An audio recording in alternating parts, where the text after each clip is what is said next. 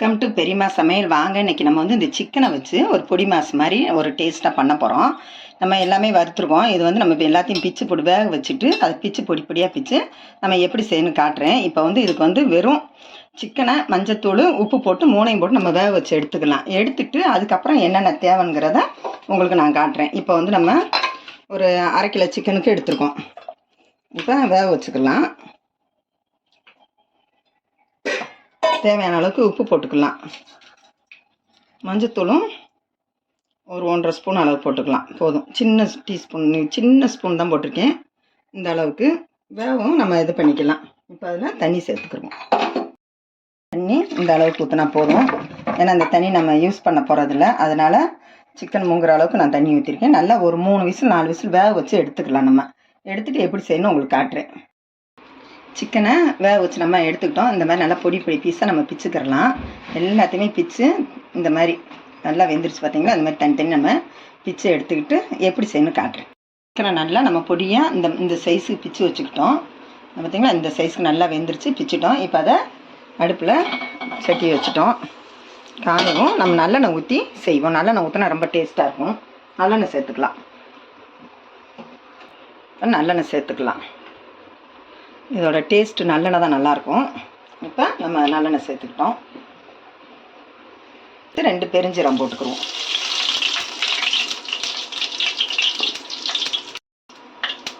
அதுக்கு தேவையானது வந்து சின்ன வெங்காயம் ஒரு 150 வெங்காயம் எடுத்து கட் பண்ணியிருக்கோம் பொடியாக. தக்காளி ஒரே ஒரு தக்காளி தான், அதை சேர்த்துருக்கோம். இஞ்சி பூண்டு பேஸ்ட்டு 1 ஸ்பூனு, தனி மிளகாத்தூள் 1 ஸ்பூனு, மல்லித்தூள் 1 ஸ்பூனு, ஜீரகத்தூள் 1 ஸ்பூனு, பெருஞ்சீரகத்தூள் 1/2 ஸ்பூனு, மிளகுத்தூள் 1 ஸ்பூனு, கரம் மசாலா 1 ஸ்பூனு எல்லாத்தையும் எடுத்து வச்சுருக்கோம். இப்போ வந்து தாளிச்சிக்கலாம். கொஞ்சம் நல்லா செவக்கட்டும்.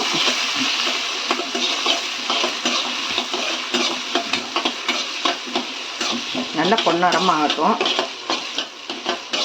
சின்ன வெங்காயம் போது நமக்கு தனி டேஸ்ட்டு கொடுக்கும். அதில் கொஞ்சம் ஸ்வீட்டும் சேர்ந்த மாதிரி கிடைக்கும் நமக்கு.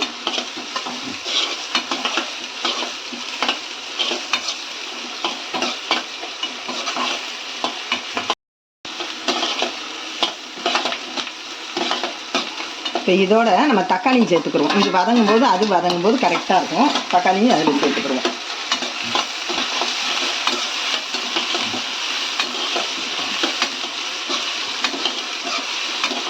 நம்ம ஒரு தக்காளி மட்டும்தான் போட்டிருக்கோம் அந்த புளிப்பு டேஸ்ட்டுக்காக.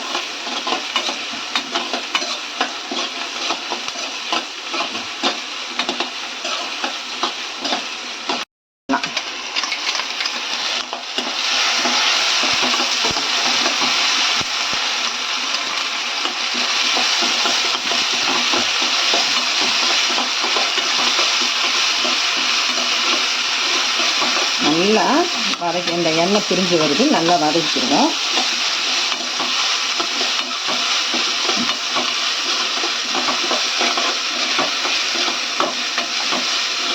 இப்போ தனி மிளகாத்தூளையும் சேர்த்துக்கலாம். தீயை குறைச்சி வச்சுக்கலாம். மசால் வந்து கறியிடாமல் ஒன்றா சேர்த்துக்கலாம். மிளகாத்தூள் போட்டிருக்கோம். இப்போ வந்து மல்லித்தூளை சேர்த்துக்குவோம். அது கூட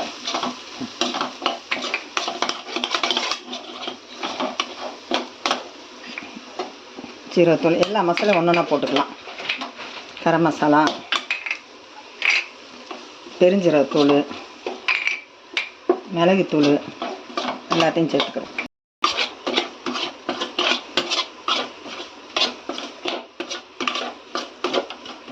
இப்போ சிக்கனையும் தூக்கி போட்டுக்குருவோம்.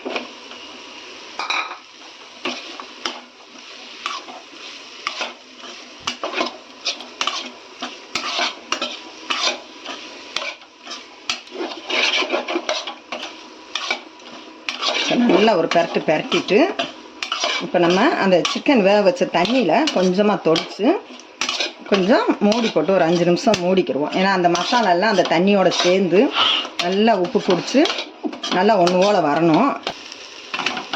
இந்த மாதிரி பண்ணும்போது நம்ம சப்பாத்தியில் ரோல் மாதிரியும் பண்ணலாம். பிள்ளைகளுக்கு பண்ணி கொடுக்கும்போது இது சிக்கன் பண்ணி சப்பாத்தி தேய்ச்சிட்டு ரோலாகவும் பண்ணி கொடுக்கலாம். இந்த மாதிரி சாதத்துலேயும் போட்டு சாப்பிட்லாம். எல்லாத்துக்கும் நல்லாயிருக்கும். சைடிஷ் பிரியாணிக்கெல்லாம் சைடிஷ்க்கு நல்லாயிருக்கும். ரொம்ப டேஸ்ட்டாக இருக்கும். இப்போ வந்து இதை வதக்கிட்டோம். இப்போ வந்து கொஞ்சமாக தண்ணி சேர்த்துக்கிறோம். அந்த மசால் பிடிக்கிறதுக்காக தான் நம்ம சிக்கன் வேக வச்சோம்ல அந்த தண்ணி தான் சேர்த்துருக்கோம். நல்லா ஒன்று போல் வேகட்டும். லைட்டாக உப்பு சேர்த்துக்கலாம். நம்ம இந்த மசாலாவோட சேர்க்கறதுக்காக லைட்டாக போதும்.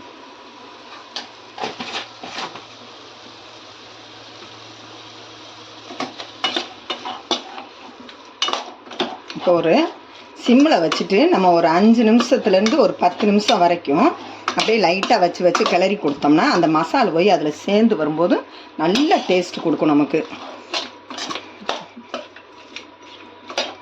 இப்போ ஒரு தட்டு போட்டு நம்ம மூடிக்கலாம்.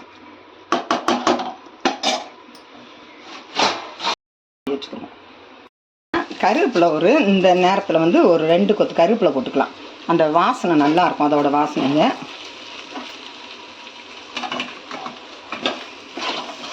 போட்டு அடி பிடிக்காமல் அப்பப்போ திறந்து கிளறி விடுங்க. இப்போ நம்ம போட்டு ஒரு 5 நிமிஷம் ஆகுது. இன்னும் ஒரு 5 நிமிஷம் ஆகும்போது நம்ம கரெக்டாக இருக்கும். திறந்து வைத்துட்டு மூடி போட்டுறணும்.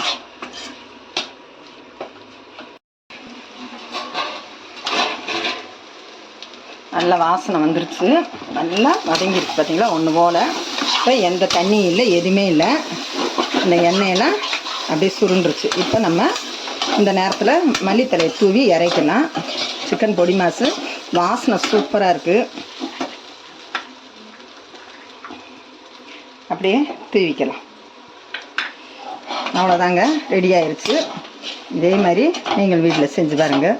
ரொம்ப டேஸ்ட்டாக இருக்குது. இப்போ ஸ்டவ் ஆஃப் பண்ணி ஒரு பாத்திரத்தில் மாற்றிக்கிறோம்.